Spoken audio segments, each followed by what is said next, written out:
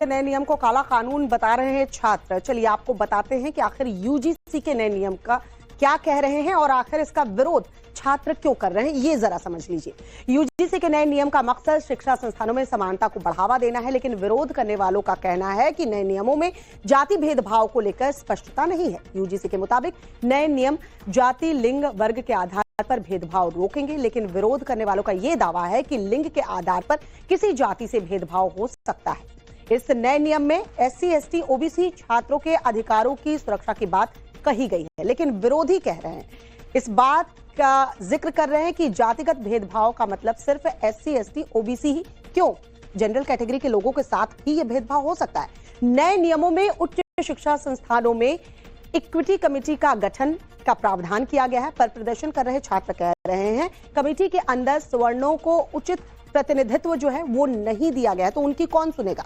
नियम में पीड़ित छात्रों की शिकायत के लिए 24 घंटे की हेल्पलाइन का प्रावधान है, लेकिन प्रदर्शनकारियों का यह कहना है कि नियमों में जांच के लिए सबूत का कोई तय मानक नहीं दिया गया है। नियमों में शिकायत मिलने पर 24 घंटे में एक्शन जरूरी कहा गया, यानी 24 घंटे के भीतर ही एक्शन ले लिया जाएगा। पर दूसरी तरफ यह बात कही जा रही है कि आरोपी को खुद अपने आप को निर्दोष साबित करना होगा, यानी आपको ही बताना होगा कि आप आरोपी नहीं हैं, आप पर आरोप जो लगे हैं वो बेबुनियाद है। नए नियम के मुताबिक छात्रों की निगरानी के लिए स्क्वाड टीम होंगी, लेकिन विरोध करने वालों का कहना है कि देश में पहले से एससी, एसटी एक्ट लागू है, अब ये कोशिश है ओबीसी को सुरक्षा देने की।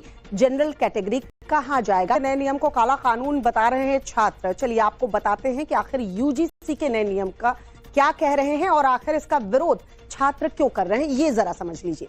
यूजीसी के नए नियम का मकसद शिक्षा संस्थानों में समानता को बढ़ावा देना है, लेकिन विरोध करने वालों का कहना है कि नए नियमों में जाति भेदभाव को लेकर स्पष्टता नहीं है। यूजीसी के मुताबिक नए नियम जाति, लिंग, वर्ग के आधार पर भेदभाव रोकेंगे, लेकिन विरोध करने वालों का यह दावा है कि लिंग के आधार पर किसी जाति से भेदभाव हो सकता है।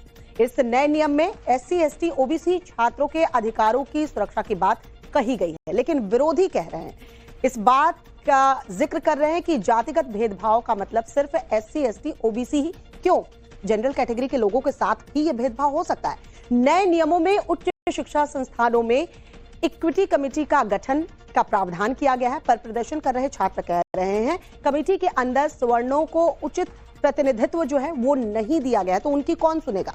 नियम में पीड़ित छात्रों की शिकायत के लिए 24 घंटे की हेल्पलाइन का प्रावधान है, लेकिन प्रदर्शनकारियों का यह कहना है कि नियमों में जांच के लिए सबूत का कोई तय मानक नहीं दिया गया है। नियमों में शिकायत मिलने पर 24 घंटे में एक्शन जरूरी कहा गया, यानी 24 घंटे के भीतर ही एक्शन ले लिया जाएगा। पर दूसरी तरफ यह बात कही जा रही है कि आरोपी को खुद अपने आप को निर्दोष साबित करना होगा, यानी आपको ही बताना होगा कि आप आरोपी नहीं हैं, आप पर आरोप जो लगे हैं वो बेबुनियाद है। नए नियम के मुताबिक छात्रों की निगरानी के लिए स्क्वाड टीम होंगी, लेकिन विरोध करने वालों का कहना है कि देश में पहले से एससी, एसटी एक्ट लागू है, अब ये कोशिश है ओबीसी को सुरक्षा देने की।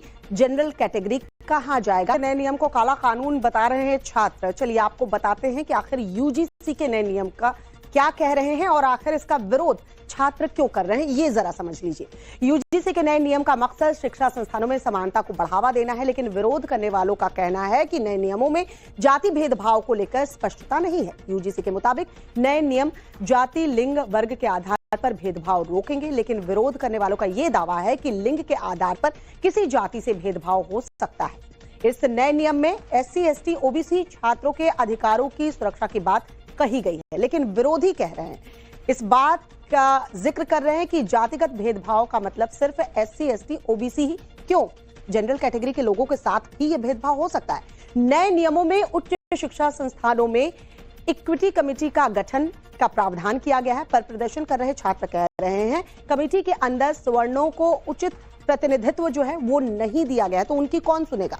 नियम में पीड़ित छात्रों की शिकायत के लिए 24 घंटे की हेल्पलाइन का प्रावधान है, लेकिन प्रदर्शनकारियों का यह कहना है कि नियमों में जांच के लिए सबूत का कोई तय मानक नहीं दिया गया है। नियमों में शिकायत मिलने पर 24 घंटे में एक्शन जरूरी कहा गया, यानी 24 घंटे के भीतर ही एक्शन ले लिया जाएगा। पर दूसरी तरफ यह बात कही जा रही है कि आरोपी को खुद अपने आप को निर्दोष साबित करना होगा, यानी आपको ही बताना होगा कि आप आरोपी नहीं हैं, आप पर आरोप जो लगे हैं वो बेबुनियाद है। नए नियम के मुताबिक छात्रों की निगरानी के लिए स्क्वाड टीम होंगी, लेकिन विरोध करने वालों का कहना है कि देश में पहले से SC/ST एक्ट लागू है।